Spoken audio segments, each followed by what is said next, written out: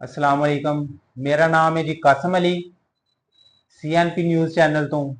अज साडे नाल ने इस शहर दी, इस इलाके दी मशहूरो मरूफ शख्सियत डॉक्टर नसीर अहमद कालू साहब। अज इन्हां दे नाल चंद एक गल्लां करनियां ने ते आओ जी अज इन्हां दे नाल कोई अच्छी गुफ्तगू करने आ। ये गए सन सफर ते।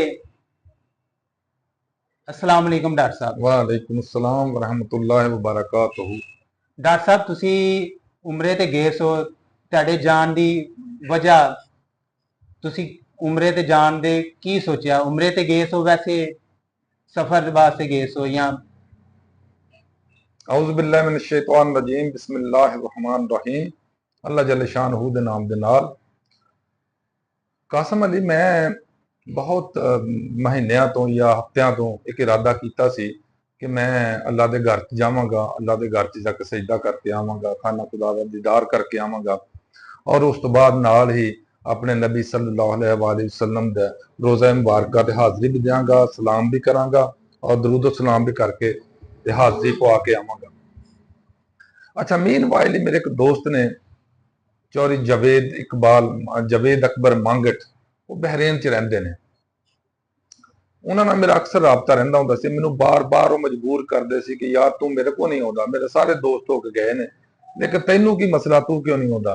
ज़ाहिर मैं छोटा जिहा सैटअप बनाया, चला रहा सां ते टाइम नहीं सी मिलदा। मैं उन्होंने कहा, मैं कि यार मैं ते असल च ना इरादा करना किसी दिन ना मैं निकला ते अल्लाह खैर करे ते अल्लाह मेहरबानी फरमाए ते मैं उमरा करके आवां, रोज़ा रसूल ते हाज़री भी दे के आवां, अल्लाह के घर च भी हाज़री दे के आवां।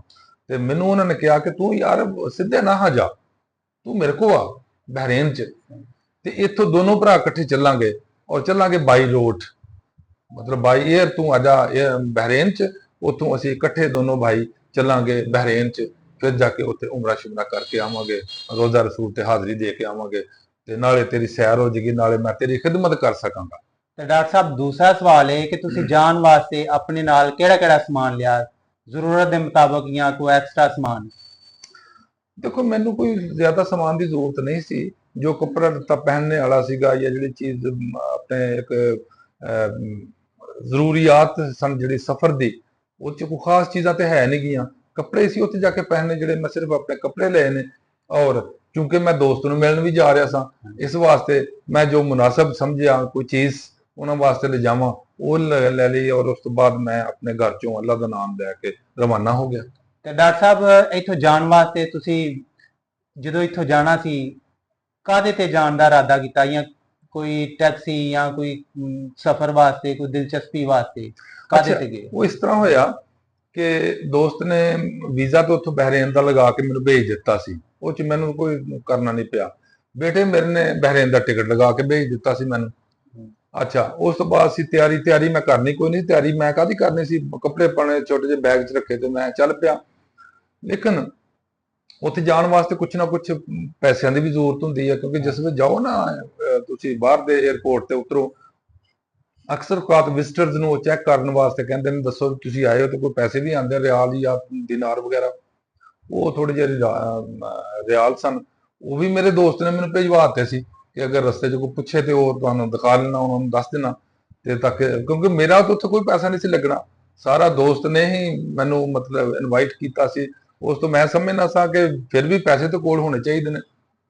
ਉਹ ਇਸ ਤਰ੍ਹਾਂ ਫਿਰ ਮੈਂ ਘਰੋਂ ਚੱਲਿਆ और गड्डी लैके मैं इस्लामाबाद चला गया। इस्लामाबाद मेरी बेटी आ, उहदे बच्चे ने, बच्चे बड़ा प्यार करदे। फिर मैनू ज़ाहिर आ उन्हां दी कोशिश ये सी कि मैं पूरा हफ्ता पहले जाके उन्हां दे कोल रवां, लेकिन इन्ना टाइम नहीं सी है। एक रात फिर मैं उत्थे उन्हां कोल रहा। अगले दिन फ्लाइट सी मेरी, इत्थों फिर मैं बैठा एयरपोर्ट चला गया। एयरपोर्ट अक्सर तुसां देखिया होना सब दोस्तां ने कि असी लोग बड़े शिकायत करने एयरपोर्ट ते, ये करते हैं वो करते हैं, इमीग्रेशन वाले ये करते हैं, उत्थे जिहड़ी सिक्योरिटी फोर्सिस ने ये करते हैं। देखो भी हकीकत है, अब मैनू किसी ने कोई गल नहीं की। मैनू अपने एयरपोर्ट के उत्ते कोई प्रॉब्लम, मासा भी प्रॉब्लम नहीं आया कि जिथे किसी भी अमले के बंदे ने किसी भी सूरत में कोई मतलब रिश्वत वास्ते या किसी मामले वास्ते कोई मैनू तंग किया होए। लो जी, ये सन डॉक्टर नसीर साहब, इन्हां दियां खूबसूरत गल्लां। फिर मिलांगे नवे प्रोग्राम नाल। अल्लाह हाफिज।